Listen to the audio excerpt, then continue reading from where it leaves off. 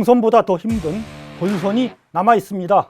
고윤주 리스크도 시퍼렇게 살아 있습니다. 26번의 막말과 실언을 비롯한 본, 부, 장, 본인, 부인, 장모 리스크에도 불구하고 부정식품이다 그러면 아니 없는 사람은 그 아래도 선택할 수 있게 더 싸게 먹을 수 있게 해줘야 된다 이거야. 전두환 대통령이 군사 쿠데타와 그 5.18만 빼면 정치는 잘했다고 얘기하는 분들이 많습니다. 공수처든 검찰이든 윤 전 총장이 이제 야당 대선 후보가 됐다고 해서 눈치를 보는 일이 있어선 결코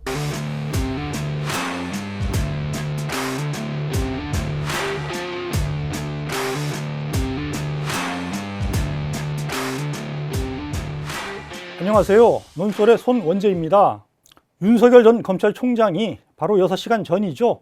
오늘 오후 3시 국민의힘 대통령 후보로 선출됐습니다. 당원 투표, 이른바 당심의 압도적 지지에 힘입어 민심, 곧 일반 국민 여론조사에서 앞선 홍준표 의원을 6.35%포인트 차로 꺾었습니다. 입당 3개월 만에 홍 의원에 따르면 26번의 막말과 실언을 비롯한 본, 부, 장, 그러니까 본인, 부인, 장모 리스크에도 불구하고 제1야당 대선 후보가 된 겁니다. 그러나 여기가 끝은 아닙니다. 경선보다 더 힘든 본선이 남아 있습니다. 고윤주 리스크도 시퍼렇게 살아 있습니다. 고는 고발 사주 의혹, 유는 윤우진 사건 관련 의혹, 주는 김건희 씨 주가 조작 의혹이죠. 막말과 자질 논란도 언제 다시 불거질지 알 수 없는 일입니다. 경선에서 드러난 당심과 민심의 극심한 괴리도 윤 전 총장의 본선 가도에 가로놓인 장애물입니다. 윤 전 총장이 지난 3월 검찰총장직을 중도 사퇴한 뒤 사실상의 대선 출마 선언을 한 6월 29일까지 여러 대선 주자 선호도 여론조사에서 대체로 30%의 높은 지지율을 기록했죠. 그러나 정작 대선 출마 선언 뒤엔 완만한 하향세로 돌아서면서 7월부터는 20%대로 떨어지는 조사들이 나오기 시작했는데요. 주로 장모와 부인 관련 각종 의혹들이 불거진 것과 관련이 있다, 이런 분석이 많았습니다. 우선 장모 최아무개 씨가 7월 2일 사무장 병원을 설립해 23억여 원의 요양급여를 편취한 혐의로 1심에서 징역 3년을 선고받고 법정 구속됐습니다. 부인 김건희 씨도 논문 표절 및 수준 논란이 불거졌고 도이치모터스 주가 조작과 코바나 콘텐츠 우회 협찬 등의 의혹 또한 커졌습니다. 윤 전 총장 본인 또한 내 장모가 10원 한 장 피해준 적 없다, 이런 발언을 했다는 전언이 논란이 됐습니다. 여기에 장모 최 씨와 투자 수익 분배를 두고 법적 분쟁을 벌여온 정대택 씨 사건에서 처가를 편들었다, 이런 의혹과 윤우진 전 용산 세무서장 뇌물 의혹 사건에 개입해 윤 서장을 비호하고 변호사를 소개시켜 줌으로써 현직 검사의 변호사 소개를 금지한 변호사법을 위반했다, 이런 의혹 또한 제기됐죠. 이처럼 본부장 리스크가 본격적으로 불거지면서 중도층과 20, 30 세대 등을 중심으로 지지층 이탈이 일어나기 시작했던 겁니다. 처음엔 본부장 리스크 중 부인과 장모 의혹에 더 눈길이 쏠렸죠. 그러나 좀 더 시간이 흐르면서는 윤 전 총장 본인의 자질 리스크가 더욱 부각되게 됩니다. 각종 막말과 실언, 망언이 잇따랐기 때문입니다. 7월 하순과 8월 초 사이에는 대구 밀란 발언을 시작으로 이른바 황당 발언 3종 세트가 한꺼번에 터져나왔는데요. 코로나가 초기에 이 대구에서 시작이 됐는데 이렇게 잡혔지 대구가 아닌 다른 지역이었더라면 아마 밀란부터 일어났을 거다. 게임 같은 거 하나 개발하려고 그러면 주 120시간 일해야 된다는 거예요. 한 2주 바짝 하고 그 다음에 노는 거지. 8월 2일에는 매일경제 인터뷰 영상이 뒤늦게 공개되면서 또 하나의 망언급 설화를 빚습니다. 부정식품이다 그러면 아니 없는 사람은 그 아래도 선택할 수 있게 더 싸게 먹을 수 있게 해줘야 된다 이거야.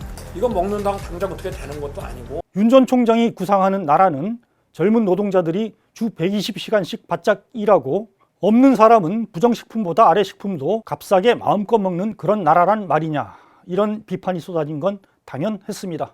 윤 전 총장의 아무 말 대잔치는 여기서 끝나지 않았죠. 아니 하루를 멀다 하고 막말을 쏟아내면서 1일 1망언, 이런 지적 또한 나왔습니다. 7월 27일엔 부산 민주공원을 방문했다가 이한열 열사 조형물을 보고 이건 부마항쟁인가요? 이렇게 말을 했죠. 8월 2일 국민의힘 초청 강연에선 페미니즘이 정치적으로 악용돼 건전한 교제도 막는다, 이런 말로 이 페미니즘이라는 것이 너무 정치적으로 악용이 돼가지고 이게 남녀 간의 어떤 건전한 이런 교제 같은 것들도 막 그 정서적으로 막는 이런 역할을 많이 한다. 페미니즘 비하 논란을 빚었습니다. 급기야 8월 4일 부산일보 인터뷰에선 후쿠시마 원전이 폭발한 것은 아니다. 그러니까 방사능 유출은 기본적으로 안 됐다. 어처구니 없는 발언으로 무지하고 위험하다. 이런 비판을 받았습니다. 광복절인 8월 15일에는 안중근 의사를 참배하는 사진을 올리면서 페이스북에는 윤봉길 의사 이렇게 올려서 역사의식 부재 소리를 들었습니다. 9월 13일에는 경북 안동대 간담회에서 손발로 이런 노동으로 하는 그렇게 해갖고는 되는 건 하나도 없어. 인도도 안 해. 저 아프리카나 이제 하는 것이고. 육체노동과 특정 지역을 비하했다는 비판을 받았습니다. 9월 8일엔 입이 아프네요. TV토론회 등 당내 경선 과정에서 나온 막말은 잠시 뒤 살펴봐야겠습니다. 막말 릴레이가 이어지면서 본인 리스크가 활활 타오르는 도중에 대형 의혹이 터져나왔습니다. 검찰총장 재임식이 총장의 눈과 귀로 불리는 손준성 당시 수사정보정책관이 윤 총장과 부인 김건희 씨 최측근인 한동훈 검사장을 비판해온 정치권 인사와 언론인들에 대한 고발장을 김웅 국민의힘 의원을 통해 당에 전달했다라는 고발사주 의혹입니다. 이후 실제로 손 검사가 보내준 고발장 내용과 판박이인 고발장을 국민의힘이 작성해서 실제 대검찰청에 냈다. 이런 사실이 밝혀집니다. 검찰 구조상 수사정보정책관이 총장의 직간접적 지시 없이 총장 본인과 가족, 측근 사건과 관련한 고발을 사주한다는 건 불가능하다. 이렇게 보는 게 상식적일 겁니다. 당연히 윤 전 총장 개입 여부에 이목이 쏠렸습니다. 그러나 윤 전 총장은 야당 유력 대선 주자를 공격하기 위한 여권의 정치 공작이다. 오히려 역공을 시도합니다. 제보자 조성훈 전 미래통합당 선대위 부위원장과 박지원 국가정보원장이 만난 사실이 알려진 뒤로는 국정원장 정치공작 설과 당내 경쟁주자인 홍준표 캠프 연루설을 제기하며 물타기 신공 또한 펼쳤죠. 그러나 홍준표 캠프 인사 연루설은 근거 없는 루머를 퍼뜨린 것으로 드러났고, 손준성 검사가 실제 김웅 의원을 통해 조 부위원장에게 고발장과 근거 자료 등을 보냈다라는 증거 또한 공수처 수사를 통해 확인이 됐습니다. 공수처는 11월 2일과 3일 손 검사와 김웅 의원을 각각 불러 조사하는 등 수사를 본격화하고 있습니다. 이후 수사 진전 여부에 따라 대선 후보로 확정된 윤 전 총장의 본선 가도에 큰 파란을 몰고 올 수 있다. 이런 관측도 나옵니다. 수사 상황을 주시할 필요가 있겠습니다. 고발사주 의혹 파문이 이는 가운데서도 윤 전 총장의 1일 1망원 릴레이는 중단 없이 이어졌죠. 특히 당내 경선이 시작되면서 카메라와 대중 앞에 서는 기회가 많아지자 윤 전 총장의 아무 말 대잔치도 더욱 잦아집니다. 혹시 직접 주택 청약 같은 거 이렇게 통장 만들어 보신 적 있습니까? 아니 저는 뭐 집이 없어서 만들어오진 못했습니다만. 집이 없으면 만들어야죠, 오히려. 네. 여러분들 들으셨죠? 위장 당원들이 엄청 가입을 했다는 것을. 지금 민주당이 이 호남 지역을 수십 년간 여기가 자기 나와바린 것처럼 자기 지역인 것처럼 해왔는데 뭐 해준 게 없지 않습니까? 특히 10월 1일 5차 경선 토론회에선 임금 왕자를 손바닥에 쓰고 나왔다가 주술 논란을 빚었습니다. 윤 전 총장 캠프는 처음엔 후보와 같은 아파트에 살고 계시는 할머니 지지자들이 토론회에서 힘내라며 써줬다. 일회성 해프닝으로 치부하는 해명을 내놨습니다. 그러나 2차 TV 토론회부터 줄곧 윤 전 총장의 손바닥에 왕자가 적혀 있었다는 사실이 영상 캡처를 통해 확인됩니다. 그러자 윤 전 총장은 세 번 다 같은 분이 써주셨나요? 그럴 것 같습니다. 제가 우리 아파트에 예. 이렇게 몇 분이 이렇게 계속 몰려다니시는데 토론이 있을 때마다 응원하는 뜻에서 손바닥에 적어주신 것이다.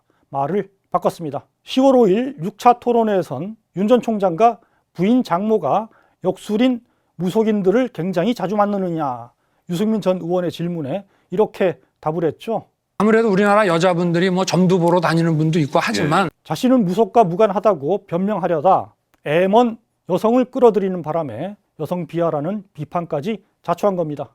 막말 자질 논란이 계속되면서 윤 전 총장의 지지율도 서서히 하락합니다. 결국 10월 5일에는 20, 30대 남성을 중심으로 지지율이 치솟은 홍준표 의원에게 역전당한 첫 여론조사 결과가 나왔습니다.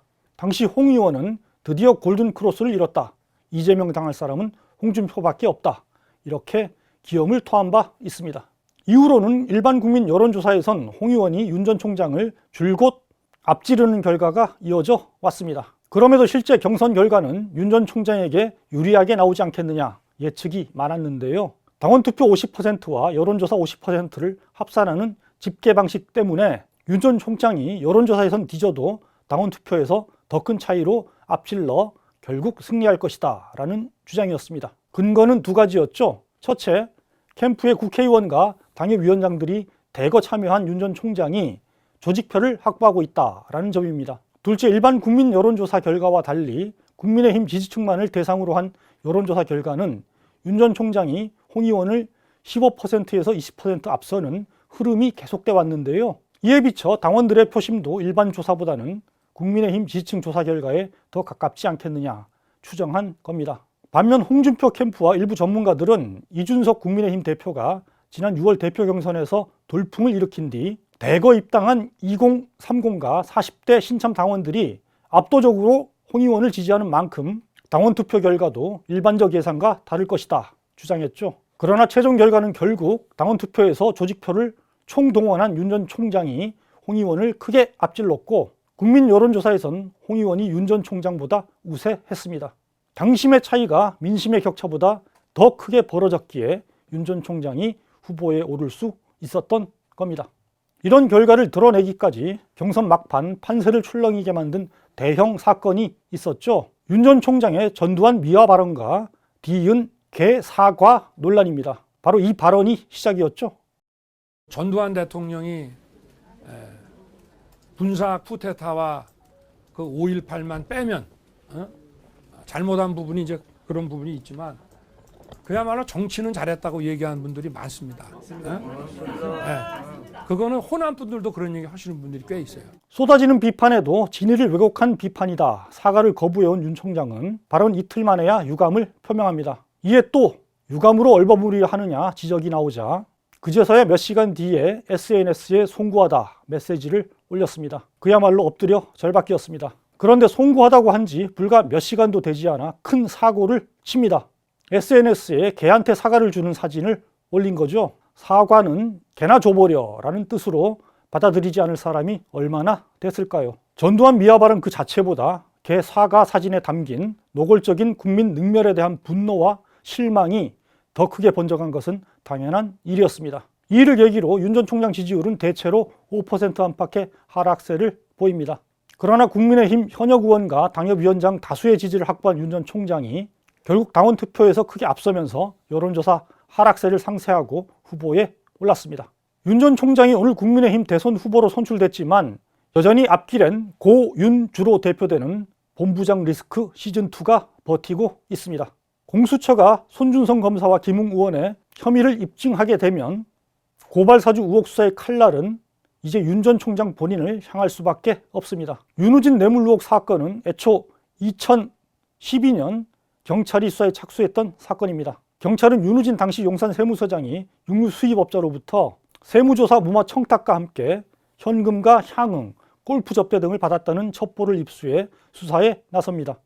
그런데 당시 첩보 확인을 위해 골프장에 대한 압수수색 영장을 7차례 검찰에 신청하지만 검찰은 처음 한 번을 빼고는 모두 기각합니다. 경찰 소환조사 뒤 윤 서장은 해외로 도피합니다. 인터폴에 체포돼 수개월 만에 국내로 송환되지만 이번에는 경찰이 신청한 구속영장을 검찰이 또 기각합니다. 해외로 도피했다가 잡혀서 송환된 피의자인데 공항에서 체포하지 않고 그냥 집으로 보내주는 기가 막힌 일이 벌어진 겁니다. 이후 경찰에서 사건을 송치받은 검찰은 2년여 동안 사건을 질질 끌더니 2015년 2월 무혐의로 사건을 종결합니다. 무혐의 이유가 뭐냐면 윤우진 씨가 금품을 받은 거는 맞는데 대가성이 없다는 이유였고요. 그리고 나서 2012년에 해외로 도주한 다음에 국세청이 이제 윤우진 씨에 대해서 이제 파면 처분을 내렸거든요. 근데 윤우진 씨는 검찰이 무혐의 결정을 하고 나니까 그걸 이유로 행정소송을 제기해요. 그러니까 본인을 파면한 처분을 취소해달라. 그래서 본인이 또 이깁니다. 2015년 6월 달에 명예롭게 정년퇴직을 했습니다. 뭐 당연히 윤석열 씨를 포함한 검사들, 그러니까 10여 명에 달하는 이 관련자들로 보이는 검사들 관련된 수사는 뭐 당연히 중단이 된 거죠. 단군 일의 첫 사건입니다. 이런 사건은. 윤우진 서장에게 무혐의 면죄부를 줬던 검찰은 2019년 주광덕 당시 자유한국당 의원의 고발로 재수사에 착수했습니다. 이후 윤 서장이 인천의 부동산 사업가 A씨로부터 2018년 인허가 관련 도움을 주겠다는 명목으로 1억 원을 받았으니 수사해달라 진정서도 추가로 검찰에 제시됩니다.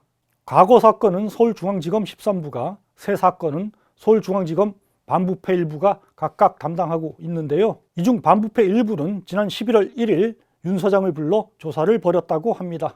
이렇게 양쪽에서 윤 서장 사건을 캐가다 보면 결국 과거에 검찰이 윤 서장을 비호하고 경찰 수사를 방해한 경위에 대해서도 철저히 규명해야 한다 목소리가 커질 수밖에 없습니다. 윤 전 총장은 당시 대검 중수 1가장으로 윤 서장과 골프를 같이 치고 검찰의 봐주기 수사에 힘을 쓴 게 아니냐 의혹을 받고 있습니다. 또 윤 전 총장이 당시 윤 서장에게 특수부 검사 출신 변호사를 소개시켜줬다 의혹 또한 제기됩니다. 윤우진 의혹 수사가 진전되면 윤 전 총장에 대한 수사가 본격적으로 이뤄질 가능성 또한 커지는 구조입니다. 김건희 씨의 도이치모터스 주가 조작 연루 의혹 수사도 점점 주의를 조여가고 있습니다. 11월 2일엔 이 사건을 담당한 서울중앙지검 반부패 2부가 권오수 도이치모터스 회장을 불러 조사했습니다. 검찰은 권 회장이 2010년에서 11년 사이 주가 조작꾼들과 공모해서 회사 주가를 조작한 것으로 보고 수사를 이어왔는데요. 김건희 씨도 이 주가 조작에서 돈을 대는 전주 역할을 하는 등 공범으로 참여한 게 아니냐 의혹을 받고 있습니다. 검찰은 앞서 10월 25일엔 역시 도이치모터스 주가 조작 범행에 가담한 혐의를 받는 이하무개 씨와 김하무개 씨를 자본시장법 위반 혐의로 구속 기소한 바 있습니다. 이 사건 또한 윤 전 총장의 대선 본선과도의 복병으로 도사리고 있는 셈입니다. 끝으로 짚고 싶은 점이 있습니다. 공수처든 검찰이든 윤 전 총장이 이제 야당 대선 후보가 됐다고 해서 관련 사건 수사에 눈치를 보는 일이 있어선 결코 안 됩니다. 오로지 법과 원칙에 따라 엄정하고 공정한 수사로 사건의 실체적 진실을 신속히 규명해야만 합니다. 자, 온갖 자질 논란과 리스크에도 불구하고 국민의힘 대통령 후보 타이틀을 거머쥔 윤 전 총장, 그 앞에는 앞으로 어떤 일들이 기다리고 있을까요? 논설에서 함께 계속 주시하도록 하겠습니다.